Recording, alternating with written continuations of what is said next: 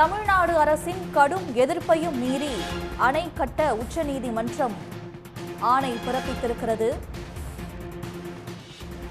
இதுகுறித்த கூடுதல் விவரங்களை தருகிறார் சிறப்பு செய்தியாளர் ராமகிருஷ்ணன். ராமகிருஷ்ணன், இந்த வழக்கில் தமிழ்நாடு அரசின் வாதங்கள் என்னவாக இருந்தது? உச்சநீதிமன்றம் தற்பொழுது என்ன உத்தரவு பிறப்பித்திருக்கிறது? விவரங்கள் என்ன?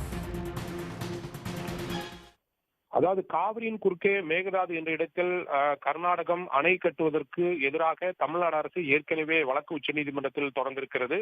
ஆனால் அதே சமயத்தில் கர்நாடக அரசு அணை கட்டுவதற்கு அனுமதி வழங்க வேண்டும் என்று உச்சநீதிமன்றத்தில் தொடர்ந்த வழக்கு தான் இன்றைக்கு உச்சநீதிமன்ற தலைமை நீதிபதி கவாய் அமர்வுல விசாரணைக்கு வந்தது. தமிழ்நாடு அரசு சார்பில் ஆஜராகியிருந்த மூத்த வழக்கறிஞர் முகுல் ரோத்கியை பொறுத்தவரையில் காவிரியின் குறுக்கே மேகதாதுவில் அணை கட்டுவதற்கு உச்சநீதிமன்றம் இறுதி தீர்ப்பில் அணை கட்டுவது தொடர்பான எந்த முடிவுகளை எடுக்க வேண்டும் என்றால் 4 மாநில அரசுகளுடைய அனுமதி பெற வேண்டும் என்று கூறப்பட்டிருக்கிறது. இந்த அடிப்படையில் வைத்து பார்க்கும்போது காவிரியின் குறுக்கே அணை கட்டுவதற்கு தமிழ்நாடு, கேரளம் மற்றும் புதுச்சேரி ஆகிய மாநிலங்கள் கடுமையான எதிர்ப்புகளை தெரிவித்திருக்கிறது.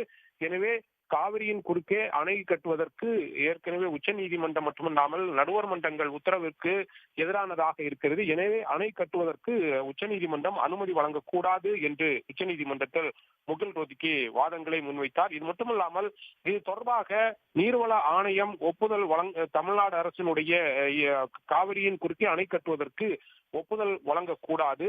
மத்திய நீர்வள ஆணையம் விரிவான திட்ட அறிக்கை தயாரிக்க எந்த அனுமதியும் வழங்க முடியாது.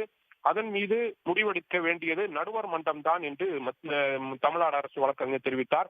மத்திய அரசு தமிழ்நாடு அரசுக்கு எதிரான எந்த அனுமதியும் வழங்குவதற்கு முடியாது. உச்சநீதிமன்றம் தான் இது மேகதாதுவில் அணை கட்டுவது தொடர்பான இறுதி முடிவை எடுக்க வேண்டும். அவ்வாறு தமிழ்நாடு அரசுக்கு எதிர்ப்பை மீறி கர்நாடக அரசு காவிரியின் குறுக்கே மேகதாதுவில் அணை கட்டினால் ஏற்கனவே தமிழ்நாடு அரசிற்கு உச்சநீதிமன்றத்தினுடைய தீர்ப்பின் அடிப்படையில் கிடைக்கப்படும் தண்ணீரினுடைய அளவு என்பது கிடைக்காமல் போய்விடும். காவிரியிலிருந்து கிடைக்கும் நீரை வைத்துதான் தமிழ்நாட்டில் பல லட்சம் ஏக்கர் நிலப்பரப்பில் விவசாயம் என்பது செய்யப்பட்டுக் கொண்டிருக்கிறது. எனவே அதற்கு அனுமதி வழங்கக்கூடாது என்று உச்சநீதிமன்றத்தில் தமிழ்நாடு அரசு வழக்கறிஞர் முகுல் ரோத்கி வாதங்களை முன்வைத்தார். நீதிபதிகளை பொறுத்தவரையில் தமிழ்நாடு அரசு வைக்கும் வாதங்கள் என்பது முதல் கட்டமாகத்தான் இருக்கிறது.